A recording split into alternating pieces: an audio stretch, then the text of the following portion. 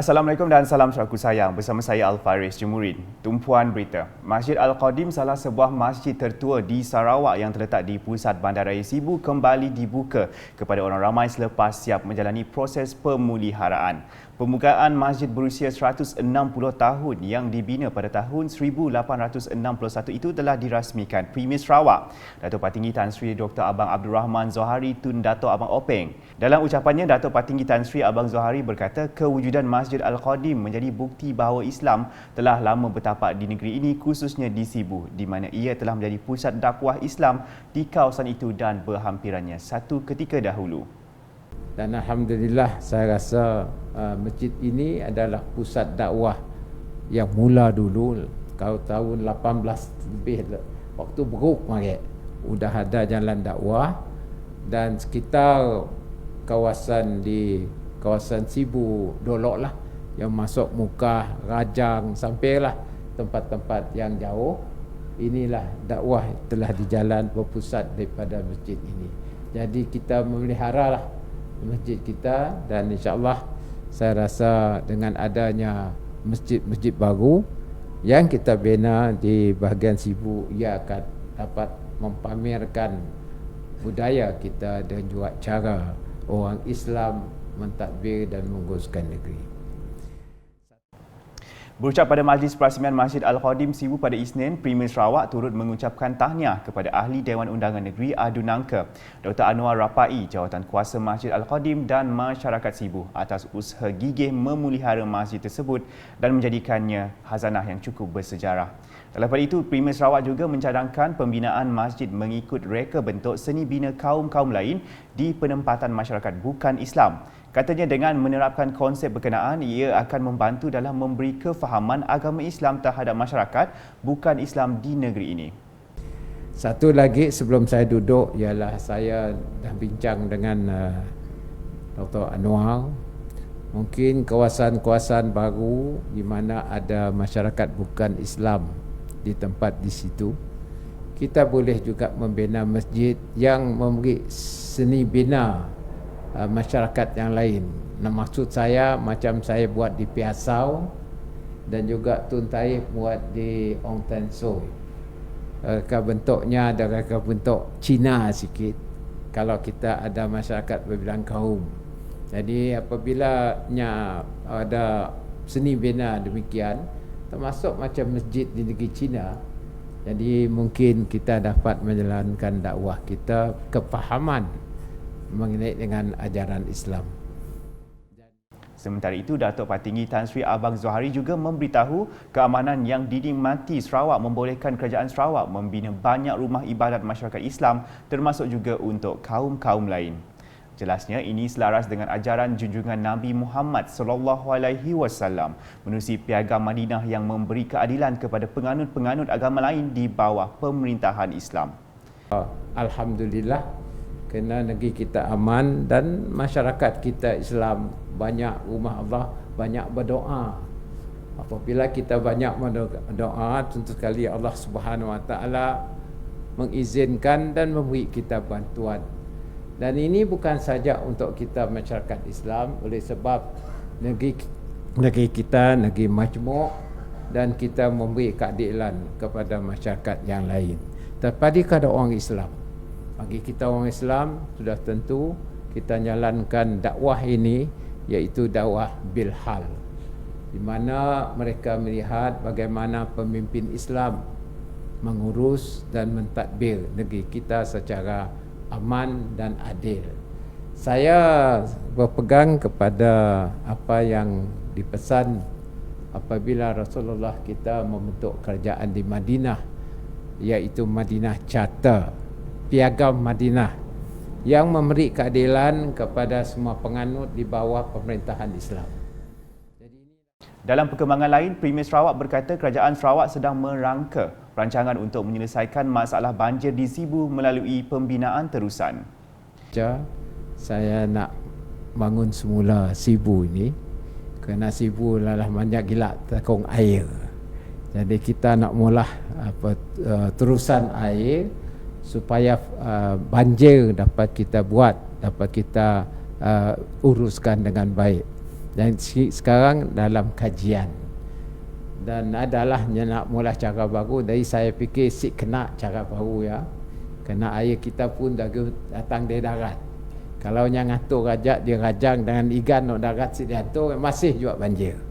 Sebab ya kita ada pendekatan baru. InsyaAllah ambilkan masa dan kita akan membangun semula Sibu, termasuklah Kampung Datuk yang akan kita bawa sampai ke kawasan-kawasan kita. Jadi dalam majlis sama, Premier Sarawak menyampaikan cek sumbangan Kerajaan Sarawak kepada pengerusi jawatankuasa Pusat Komuniti Iban Islam Rumah Panjang, Rumah Jalak, Mahli Barry Jaafar berjumlah RM30,000 dan pengerusi jawatankuasa Surau Al-Falah Selangau, Awang Taha Awang Inu juga berjumlah RM30,000. Terdahulu, Datuk Patinggi Tan Sri Abang Zohari bersama tetamu lain menunaikan solat maghrib diikuti isyak secara berjemaah yang dipimpin Imam Besar Negeri Sarawak, Sahibul Fadilah Datuk Mustafa Kamal Ahmad Fauzi.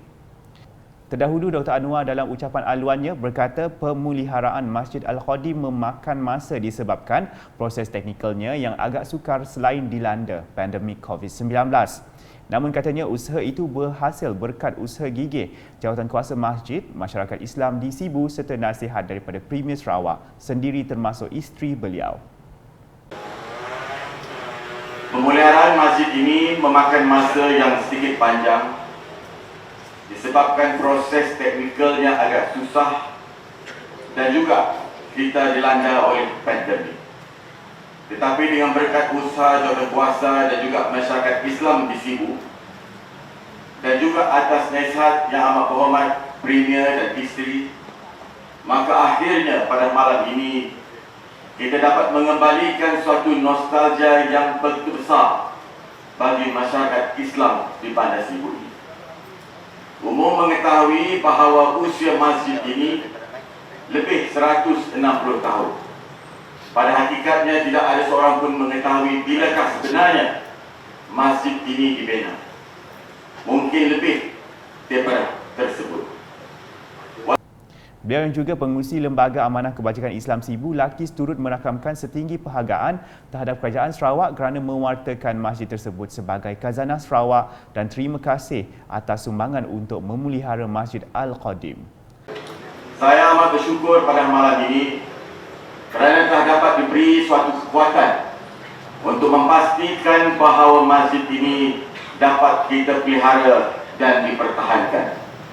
Saya mengucapkan terima kasih kepada kerajaan negeri kerana telah menggazetkan masjid ini sebagai suatu khazanah heritage bagi negeri Sarawak. Tidak banyak tempat-tempat di negeri Sarawak ini yang mempunyai prestige yang dapat digazetkan sebagai suatu heritage. Saya bagi masyarakat Islam, menghormati masyarakat Islam di Sibu, mengucapkan ribuan terima kasih atas usaha ini.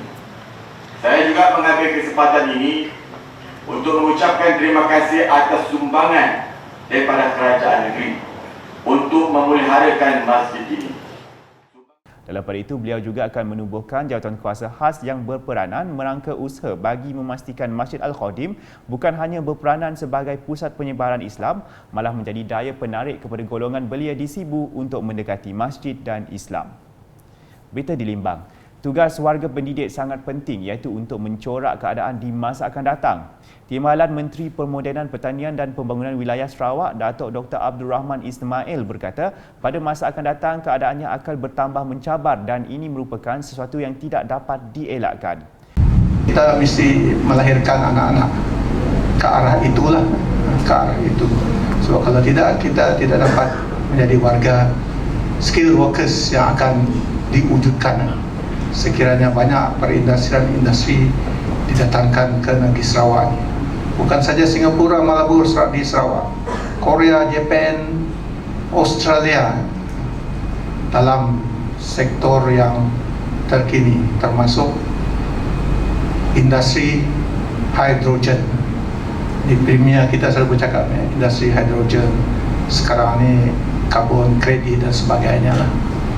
Beliau berucap dalam Majlis Anugerah Perkhidmatan Cemerlang 2021 Pejabat Pendidikan Daerah Limbang di Dewan Kampung Bunga Raya Limbang pada Jumaat. Kesempatan itu juga Datuk Dr. Abdul Rahman mengucapkan tahniah kepada Sekolah Menengah Kebangsaan SMK Kubong yang tergolong dalam 12 sekolah terbaik di Sarawak dalam keputusan Sijil Pelajaran Malaysia SPM. Beliau yang juga merupakan ahli Dewan Undangan Negeri Adun Bukit Kota menambah Kerajaan Sarawak akan meneruskan usaha dalam membangunkan infrastruktur sekolah sebagai keprihatinan terhadap pendidikan anak-anak di negeri ini. Ujar beliau lagi, Kerajaan Sarawak telah memperuntukkan RM150 juta untuk membangunkan sekolah dan pendidikan bagi daerah Limbang dan Lawas selain peruntukan projek transformasi luar bandar RTP. Banyak juga Limbang dapat untuk naik taraf, baik pulih dan bina baru sebahagian daripada prasarana, dan yang mungkin impak yang nampak nanti adalah penumbuhan pusat tingkatan 6 yang sekarang tengah dibuat. Bahagian penting iaitu asrama laki-laki dan asrama perempuan.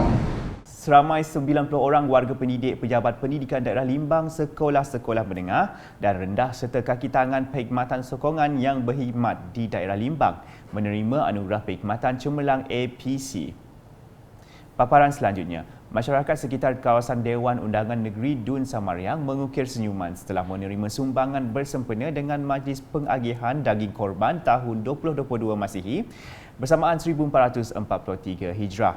Timbalan Menteri di Jabatan Premier Sarawak Undang-Undang MA 63 dan Hubungan Negeri Persekutuan, Datuk Sharifah Hasidah Said Aman Ghazali hadir merasmikan program tersebut di Pusat Hikmat Dun Samariang di Kuching pada Isnin. Beliau berkata setelah 2 tahun Sarawak menghadapi pandemik COVID-19, akhirnya warga Dun Samariang dapat bersama-sama meraihkan Hari Raya Aidiladha pada tahun ini. Dalam pada itu, Datuk Sharifah Hasidah mengucapkan tahniah kepada semua pergerakan cawangan Samariang kerana mempunyai kekuatan hati dan inisiatif untuk mengadakan majlis korban seumpamanya secara besar-besaran.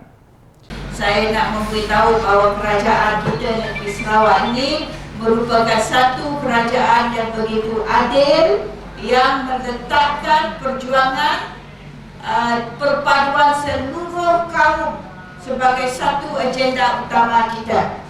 Ya, dalam parti negeri Sarawak, kerajaan kita tidak pernah melupakan isu-isu keagamaan. Masjid kita pula kita beri bantuan. Begitu juga dengan agama lain, kita bantu. Ditubuhkan unit untuk agama-agama lain supaya kita dapat membantu juga institusi agama lain. Dan ini menunjukkan keadilan kepimpinan kita di negeri Sarawak. Beliau yang juga ahli Dewan Undangan Negeri Adun Samariang menegaskan Kerajaan Sarawak akan terus komited dalam memberi sokongan kepada masyarakat tanpa mengira bangsa atau agama. Saya nak memberitahu bahawa kerajaan kita negeri Sarawak ini merupakan satu kerajaan yang begitu adil, yang meletakkan perjuangan perpaduan seluruh kaum sebagai satu agenda utama kita. Ya, dalam parti negeri Sarawak, kerajaan kita tidak pernah melupakan isu-isu keagamaan. Masjid kita pula kita beri bantuan. Begitu juga dengan agama lain, kita bantu. Ditubuhkan unit untuk agama-agama lain supaya kita dapat membantu juga institusi agama lain. Dan ini menunjukkan keadilan kepimpinan kita di negeri Sarawak. Beralih ke berita berikutnya. Sarawak mencatatkan 326 kes baharu bagi Minggu Epid 27 iaitu dari 3 Julai hingga 9 Julai lepas. Jawatan Kuasa Pengurusan Bencana Negeri JPBN Sarawak dalam satu kenyataan pada Isnin memberitahu ini sekaligus meningkatkan jumlah kumulatif kepada 308,332 kes. Jumlah kes tersebut merangkumi 318 kes kategori klinikal 1 dan 2 serta 8 kes kategori klinikal 3, 4 dan 5. Manakala bilangan kes menunjukkan penurunan berbanding 335 kes yang telah direkodkan pada Minggu Epid sebelumnya. Kes-kes baru pada Minggu Epid 27 dikesan di 24 daerah di Sarawak seperti tertera.